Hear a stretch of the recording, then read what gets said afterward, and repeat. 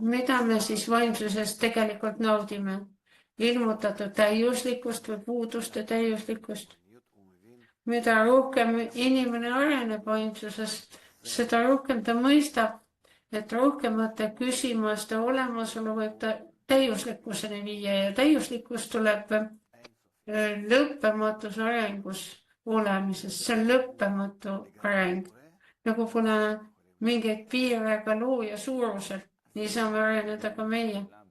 Nii et küsitlemise ja siis puudu ja kui seisundis olemine on parem kui täiskõhu tunne.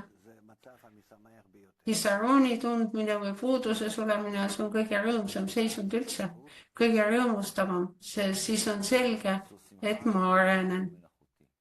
Kas see on tõeline rõõm või midagi kunstlikku? See on tõeline rõõm, sest mul on vajadus. Ma igatsen, püüdlen, looja on minu ees. Küsimused on inimlik tase. Ja see, kellel on küsimusi, kalduvusi, igatsust, pingutust, ilma selleta oled nagu kass, kes loomab päikese käes ja soojendab end ja tal ei ole mitte midagi vaja, ta ei tee midagi, see on väga ebameeldiv tunne.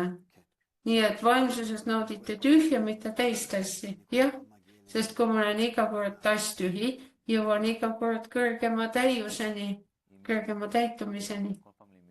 Kui mul on tass tühi, saavutan iga kord kõrgema täiustatuse taseme. Ja nii, et jõin vett. Nüüd joon teed, hiljem veini, siis veel midagi ja veel midagi veel, iga kord aina rohkem.